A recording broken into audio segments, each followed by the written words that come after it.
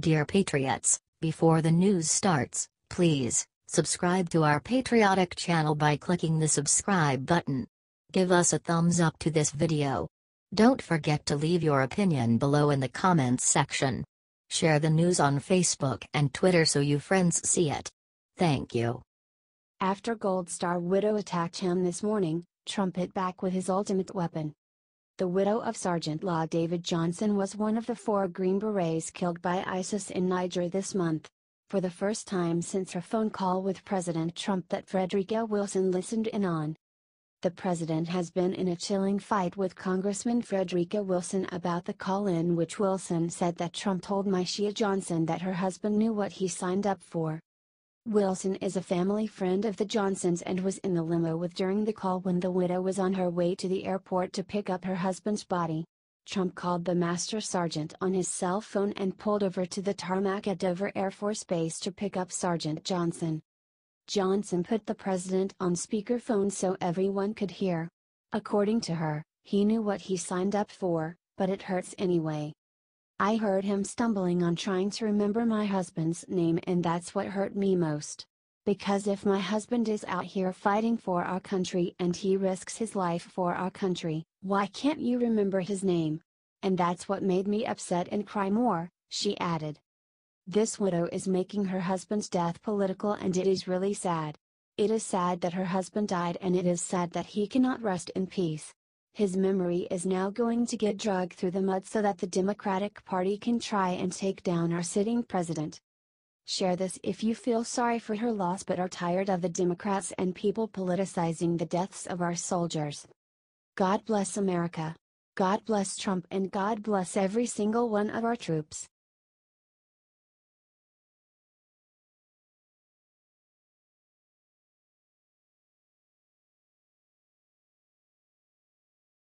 This Brigadier General just muzzled Frederica Wilson with these 4 words. I don't know if you saw it or not, but Monday morning, Good Morning America interviewed the Gold Star widow who recently lost her husband in combat, who Rep. Frederica has used as a political pawn to try to discredit our president. All I can say is, when are you going to bring on the Gold Star widow who said Trump called her and that, he was a great guy. He was a boss. I truly hope they give airtime to both women. And, while I want the media to be fair, I doubt that will happen. They are only about ratings, and not truth.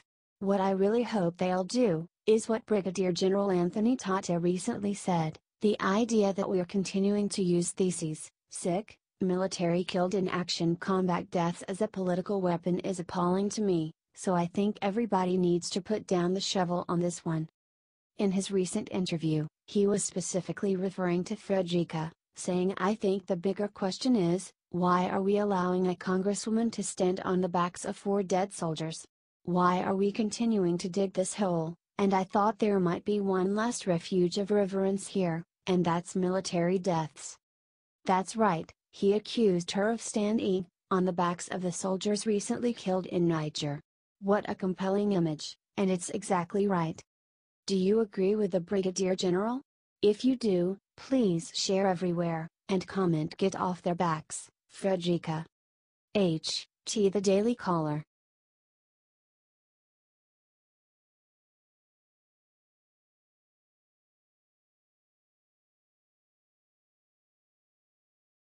Sarah Sanders sends Sherrod Brown scurrying back to Ohio with tail between legs after he attacked Trump.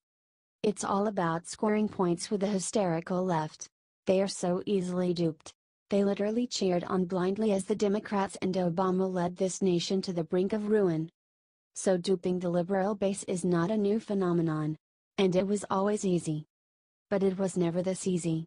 They don't even have to try anymore, they used to have to carefully craft their lies. Now they can simply spend 3 minutes making up some story about Trump and blast it out on one of the anti-Trump networks and boom, it ignites the liberal base into another round of their patented phony outrage. It is actually funny to watch. If it weren't so dangerous. That is why we thank God for Sarah Huckabee Sanders. She does not suffer fools. She defends the president with grace and poise and elegance and class. And a touch of humor. And sometimes, Not often, and only when the situation calls for it, like it did with what Sherrod Brown said about Trump, with a touch malice. Senator Sherrod Brown, who is up for re-election in 2018, said on CNN, "I agree that, former White House strategist, Steve Bannon is a white supremacist, and, current staffer, Stephen Miller seems to be. And I know that studies have shown that they have their allies sprinkled around the White House." An annoyed Sarah Sanders rushed to work on her day off, and her response sent Brown scurrying home to Ohio, where he will have to face the voters in 2018. "Good luck, buddy." Senator Brown's comments are outrageous and slanderous, Sanders told the New York Post. The non-stop name-calling from the left continues to show an inability to build consensus and fix the problems ailing hard-working Americans. Senator Brown needs to understand that when he calls out public servants who are part of the Trump administration, he is indicting the voters in Ohio themselves who overwhelmingly voted for the president's agenda.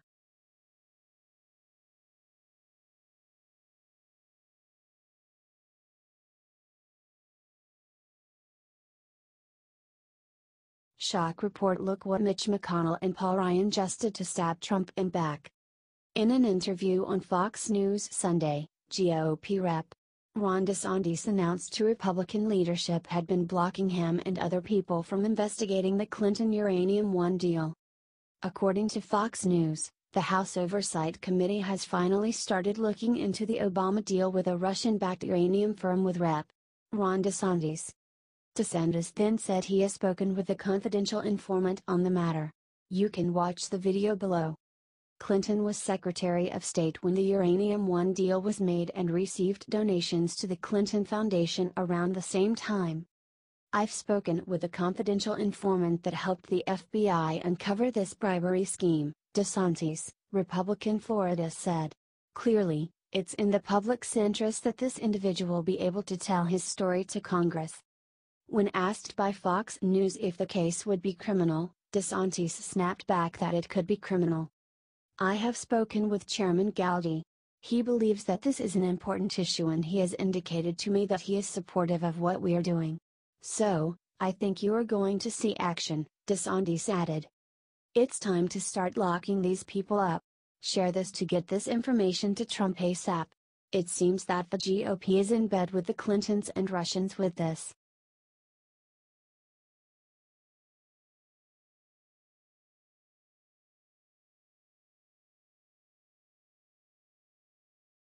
Karma's BTCH was just leaked from the Mueller investigation has John Podesta shaking in his boots. Hillary Clinton campaign chairman John Podesta has been one of the loudest voices pushing the fake Russian collusion scandal against President Trump.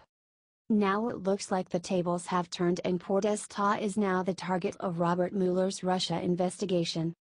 A new report shows Robert Mueller is looking into the Podesta Group, a group co-founded by John Podesta and headed by his brother Tony Podesta. The Podesta Group lobbied for Russia's largest bank, Sberbank, and was paid a whopping $900,000 for their lobbying. Sberbank is the Kremlin. They don't do anything major without Putin's go-ahead, and they don't tell him no either, explained a retired senior U.S. intelligence official. That's not all. The busy Podesta Group also represented Uranium One, a uranium company acquired by the Russian government which received approval from Hillary Clinton's State Department to mine for uranium in the U.S. and gave Russia 20% control of U.S. uranium. Visitor logs reveal that Tony Podesta visited the White House at least 114 times during the Obama administration according to White House visitor logs, and was said to have had special access to the administration through his brother, John Podesta, while lobbying for various pro-Kremlin interests. If that wasn't bad enough, in March of this year it was revealed that the Podesta Group forgot to register as a foreign agent for their work with Sberbank. The group violated the Foreign Agents Registration Act. FARA states Americans who lobby for foreign governments, leaders, or political parties must disclose their activities with the Justice Department, and the Podesta Group did not. It's clear that the only collusion with Russia has come from the Hillary campaign and her chairman John Podesta. Their corrupt actions were bound to catch up with them someday, and that day is finally here.